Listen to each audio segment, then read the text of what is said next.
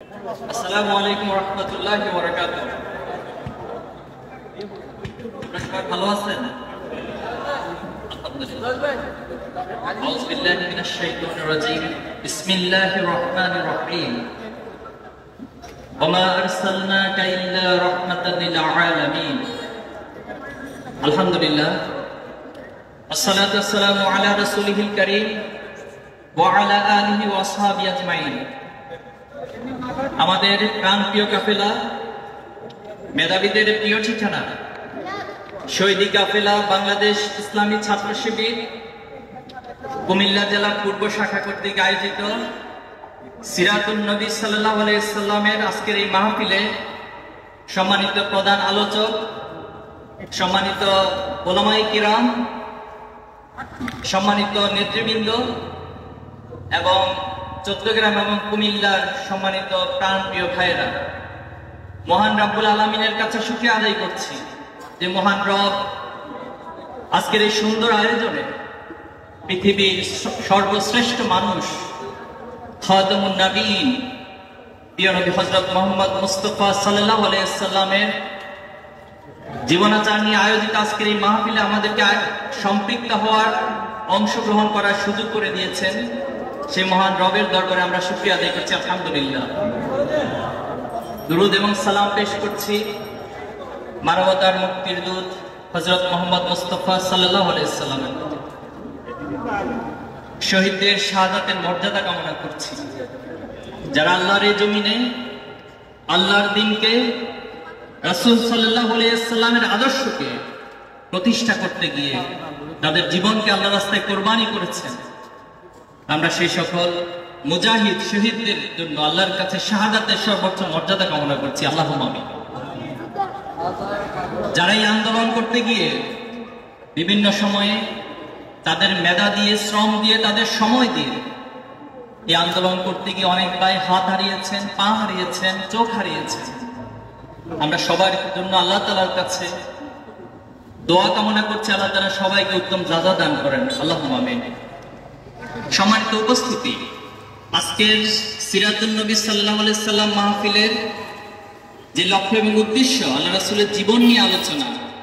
আলহামদুলিল্লাহ, আল্লাহ শুকরিয়া, আমাদের সম্মানিত উলামায়ে কিরাম সে আলোচনা করেছেন এবং আমি দৃঢ়ভাবে বিশ্বাস করি আজকে যারা এখানে উপস্থিত হয়েছে কোনো ব্যক্তির জন্য, দুনিয়ার কোনো স্বার্থের জন্য, দুনিয়ার কোনো মিছিল স্লোগানের জন্য আজকে এখানে আপনারা উপস্থিত হননি। আপনারা আজকের এই মাহফিলে অংশগ্রহণ করেছেন সর্বশ্রেষ্ঠ মানব, যার আনিত বিধান, যার আদর্শ পৃথিবীতে চূড়ান্তভাবে শান্তি প্রতিষ্ঠা করতে পেরেছে, যার আদর্শ এই পৃথিবী থেকে চূড়ান্তভাবে জুলুম এবং নির্যাতনের মূলোচ্ছেদ করতে পেরেছে, সেই প্রিয় নবীর জীবন কি শোনার জন্য, আলোচনা শোনার জন্য মূলত আপনারা এসেছেন। আমি কি ঠিক বলেছি? প্রিয় উপস্থিতি, আল্লাহ সাল্লাল্লাহু আলাইহি সাল্লাম এমন একটা সময় পৃথিবীতে এসেছেন যখন টোটাল আরবের ইতিহাসকে, পৃথিবীর ইতিহাসকে ঐতিহাসিকগণ আইয়ামে জাহিলিয়াত বলেছে। সেই সময়টা ছিল অন্ধকারাচ্ছন্ন যুগ।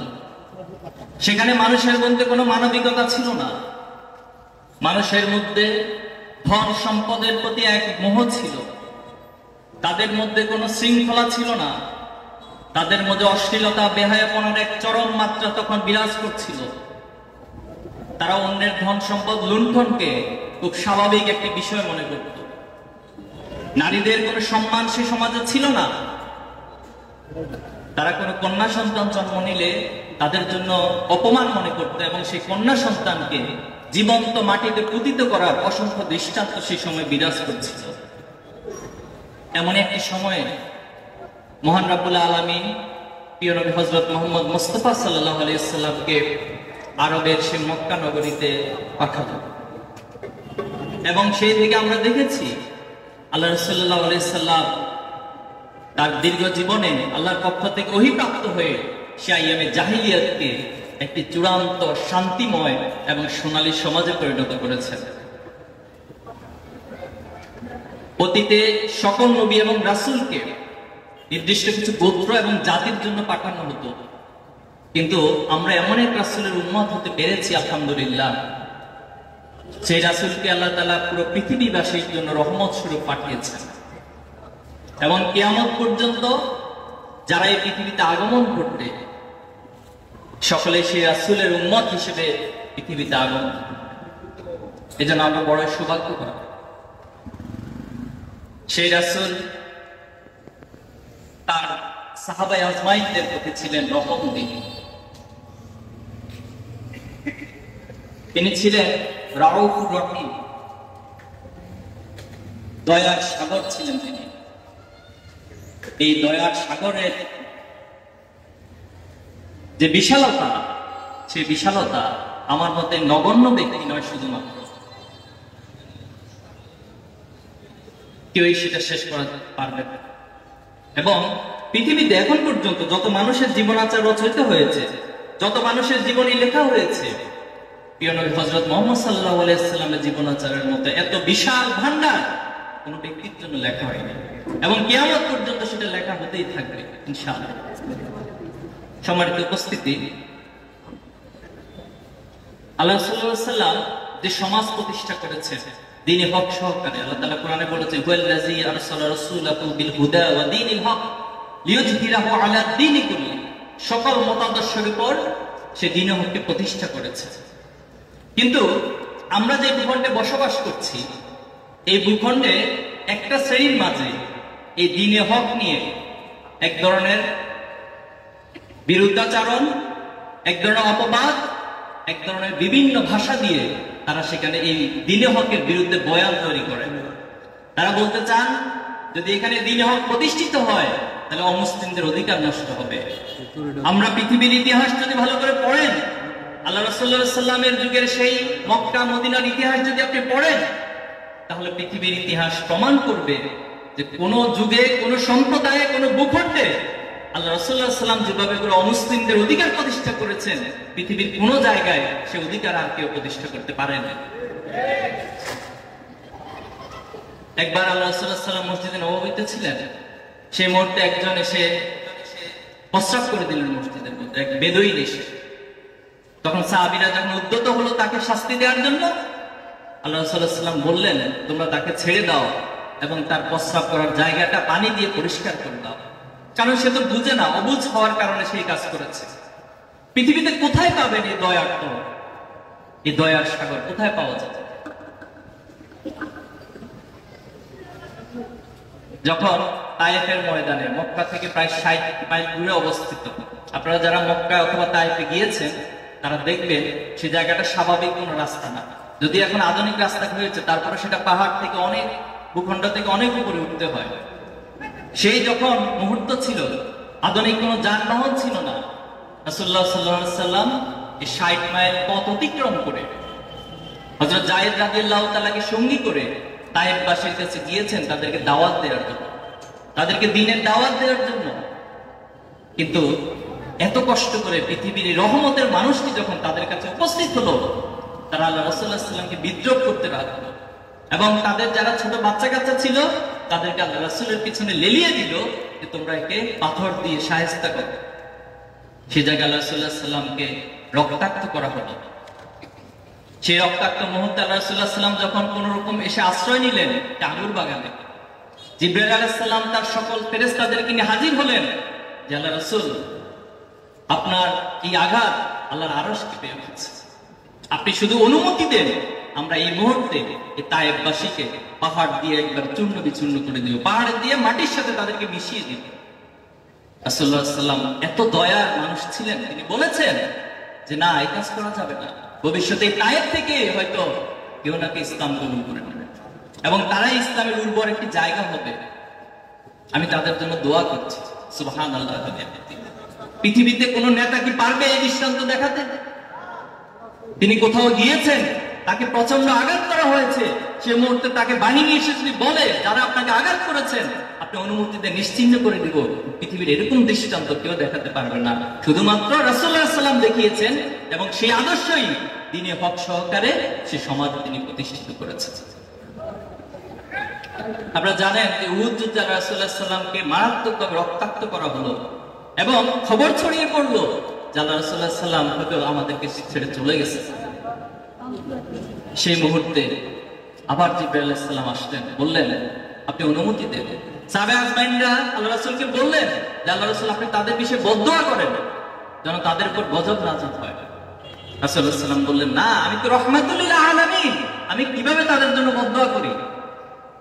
আমি তাদের জন্য দোয়া করছি তাদেরকে যেন আল্লাহ হিদায়াতের জন্য কবুল করেন। সুবহানাল্লাহ। মক্কা বিজয়ের ঘটনা আপনারা জানেন। মক্কা বিজয় ছিল এক ঐতিহাসিক বিজয়, রক্তপাতহীন বিজয়।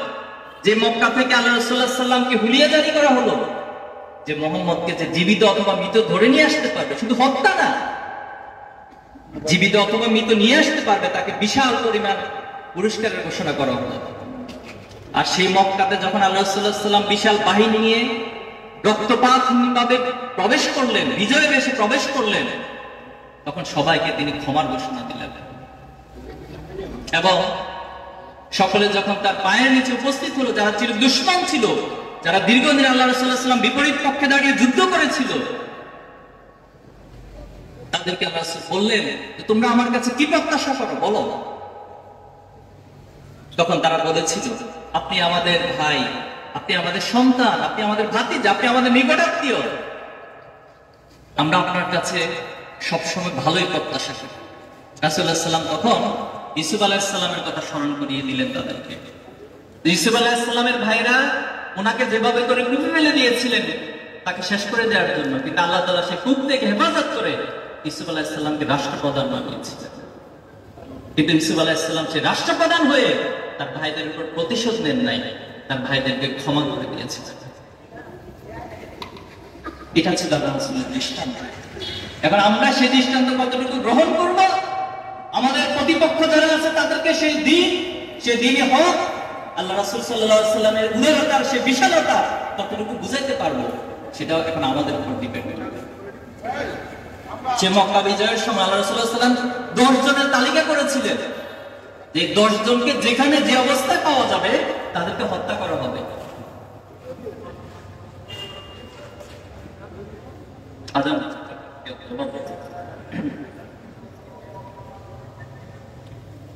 প্রিয় ভাইরা আমার, সেই 10 জন থেকে হাব্বার ইবনে আসওয়াদ নামক একজন অনেক গোপনে কৌশল করে আল্লাহ রাসূলুল্লাহ সাল্লাল্লাহু আলাইহি ওয়াসাল্লামের কাছে পৌঁছে গেলেন। এবং পৌঁছানোর পর তিনি আল্লাহ রাসূলকে বললেন, আল্লাহ রাসূল, ক্ষমার একটা বিধান তো আছে। আমি যদি আমার অতীতের সকল ভুলগুলোকে স্বীকৃতি দিয়ে, আমি যদি আমার অপরাধের জন্য অনুতপ্ত হয়ে আজকে আমি আপনার দিন গ্রহণ করি, আমার জন্য কি কোনো বিধান আছে? রাসূলুল্লাহ সাল্লাল্লাহু আলাইহি ওয়াসাল্লাম বললেন, হ্যাঁ অবশ্যই আছে। তোমার জন্য আল্লাহ তাআলার পক্ষ থেকে ক্ষমার বিধান, ক্ষমার রাস্তা তোমার মৃত্যু হওয়া পর্যন্ত, জান কবজ হওয়া পর্যন্ত, আগ মুহূর্ত পর্যন্ত আছে। প্রিয় ভাই, এত উদারতা কোথায় পাওয়া যাবে? কার কাছে পাওয়া যাবে? দুনিয়ার কোন নেতার কাছে পাওয়া যাবে? দুনিয়ার কোন তত্ত্বের কাছে পাওয়া যাবে এই উদারতা? কেন কবি মতিউর রহমান মল্লিক ওনার একটা কবিতা গানে বলেছেন যে যার কাছে মন খুলে বলা যায়, যার কাছে সব কথা বলা যায়, তিনি তো হলেন আহমদ সাল্লাল্লাহু আলাইহি ওয়াসাল্লাম। আজকে তার জীবনী আলোচনার জন্য এই সিরাতুন নবী সাল্লাল্লাহু আলাইহি ওয়াসাল্লাম আয়োজন করা হয়েছে।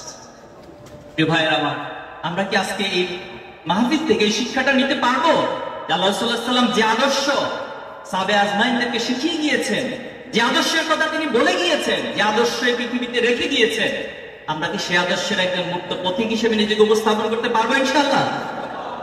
প্রিয় ভাইরা, সম্প্রতি আন্দোলন নিয়ে একটু বলি। আমরা তো সবাই চট্টগ্রামের মানুষ, কুমিল্লার মানুষ, আমাদের মাঝে আন্দোলন একটু বেশি কাজ করে, রক্ত আপনাদের একটু বেশি গরম। আলহামদুলিল্লাহ, সম্প্রতি যে আন্দোলনটা হয়ে গেল, এই আন্দোলন কোন একক ব্যক্তিত্ব, কোন একক দল, কোন একক মাস্টার মাইন্ডের না। যে আন্দোলন ছিল সবার। এই আন্দোলনের বছরের পর বছর একটা ব্যাকগ্রাউন্ড ছিল, পিছনের পর্দার একটা বিশাল ঘটনা ছিল, ইতিহাস ছিল। এই আন্দোলনের প্লট একদিনে তৈরি হয় নাই। এই দীর্ঘ 15টি বছর, 16টি বছর এক ফ্যাসিজমের মহা উৎসব আমরা দেখেছি। মানুষের কোনো মানবিকতা দেখি নাই আমরা এখানে। কোন বাবার বুক খালি হচ্ছে, কোন মায়ের বুক খালি হচ্ছে, এই ন্যূনতম চিন্তা বোধটুকু কারোর মধ্যে কাজ করে নাই। একজন তার চেয়ারকে রক্ষা করার জন্য, তার ক্ষমতাকে টিকিয়ে রাখার জন্য অসংখ্য আলেম ওলামাকে ফাঁসি দিয়েছে, অসংখ্য মায়ের বুক খালি করেছে, অসংখ্য ভাইয়ের হাত হারিয়েছেন, অসংখ্য ভাই পা হারিয়েছেন, চোখ হারিয়েছেন, অসংখ্য ভাই তার বছরের পর বছর তার বাবা মায়ের সাক্ষাৎ পায় না। অনেক ভাইয়েরা বছরের পর বছর তার পরিবারের সাক্ষাৎ পায় নাই। বছরের পর বছর তার বাড়ির দিকে একটি ঘন্টা কাটাবে এই সুযোগ তারা পায়। তাহলে এই আন্দোলনের স্পিরিট কি? এই আন্দোলনের স্পিরিট হলো জালেমের বিরুদ্ধে মাজলুমদের ঐক্যবদ্ধ প্রচেষ্টা। এই আন্দোলনের স্পিরিট কোথেকে আসছে? এখন প্রশ্ন, এটা কি আমার ধর্ম নিরপেক্ষ মতবাদ দিছে? এটা কি আমার সমাজতন্ত্র দিয়েছে? কোথায় থেকে আসলো এই জালেমের বিরুদ্ধে দাঁড়ানোর আহ্বান? আল্লাহ তাআলা কোরআনে বলছেন, ওমা লাকুম লা তুকাতিলুনা ফি সাবিলিল্লাহ ওয়াল মুস্তাদআফিনা মিনার রিজালি ওয়ান নিসাই ওয়াল উইলদান। যে তোমরা কি নারী পুরুষের অসহায় কান্নাগুলো তোমরা দেখছো না? তারা তাদের অসহায়ত্ব প্রকাশ করছে, কিন্তু তোমরা কেন আর জালেমের বিরুদ্ধে লড়াই করছো না? সে লড়াইয়ের চেতনা থেকে, চেতনা বোধ থেকে সবাই আন্দোলনে শরীক হয়েছে। এই আন্দোলনে সবাই ঐক্যবদ্ধ হয়েছে, নিজের দলের নাম ভুলে, নিজের ব্যক্তি পরিচয় ভুলে সবাই এক জায়গায় এসে একত্রিত হয়েছে জালেমের বিরুদ্ধে। সে প্রেরণা কোথায় থেকে আসলো? সে প্রেরণা তো আসছে আল্লাহর পক্ষ থেকে, আল্লাহ রাসূলের পক্ষ থেকে। আল্লাহ বলছে, ওয়াতাসিমু বিহাবলিল্লাহি জামিআ ওয়া লা তাফাররাকু। তোমরা বিচ্ছিন্ন হও না, তোমরা এখন দলাদলি করিও না, সবাই এক কাতারে চলে আসো। সেই প্রেরণা থেকে সবাই এক কাতারে ঐক্যবদ্ধ হয়েছে। তোমরা এখন বুনিয়ান মারসুস হয়ে যাও, সেটা যে নামে হোক, তোমরা সবাই এক কাতারে চলে আসো। আলহামদুলিল্লাহ, এই আন্দোলনের এই ঐক্যবদ্ধ প্রেরণা তো সেখান থেকে এসেছে। এই আন্দোলনের অন্যতম একটা স্পিরিট ছিল শাহাদাতের তামান্না। আমরা দেখেছি যারা শহীদ হয়েছে সবাই ফেসবুক এবং বিভিন্ন ভাবে তাদের ইতিহাসকে আমরা পেয়েছি, যারা কোনো না কোনো ভাবে শাহাদাতের তামান্না পোষণ করছে।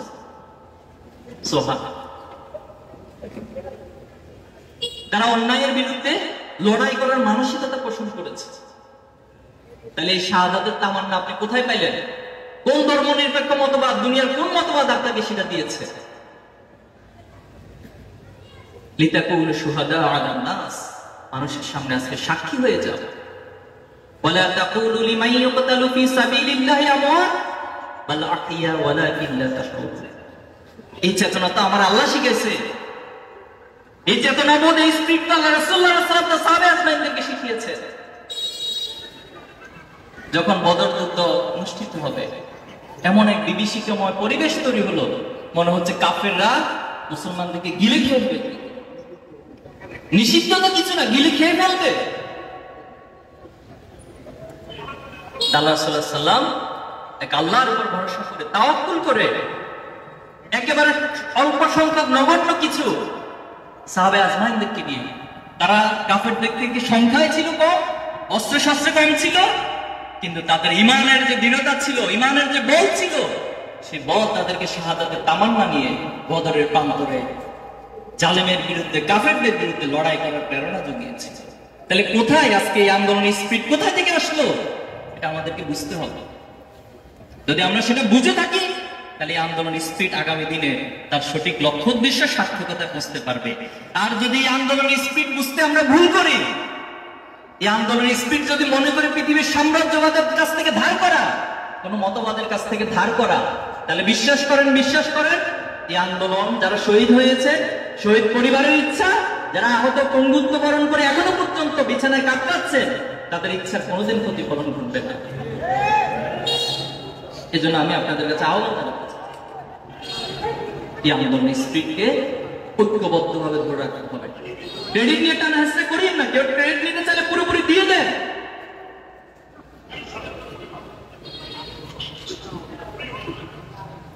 আজকে আবু সাইদকে আপনি কি দিয়ে সান্ত্বনা দিবেন, কি দিয়ে ক্রেডিট দিবেন আবু সাইদের পরিবারকে? শহীদ নাসিমের বাড়িতে গিয়েছিলাম ওনার পরিবারের সাথে সাক্ষাৎ করতে।